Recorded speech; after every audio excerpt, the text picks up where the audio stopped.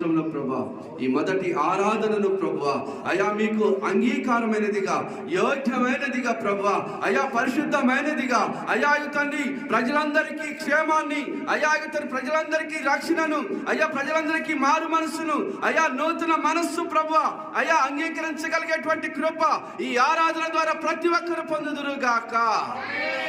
అయా ప్రత్యేకించి ప్రభా ఎవరు ఏ ఉద్దేశంతో వచ్చారో మీరు చూస్తున్నారు కనుక, ఎవరు అక్కర్లు ఉన్నావో మీరు చూస్తున్నారు కనుక, వారి అక్కర్లన్నీ యేసు నామములో తీర్చబడును గాక.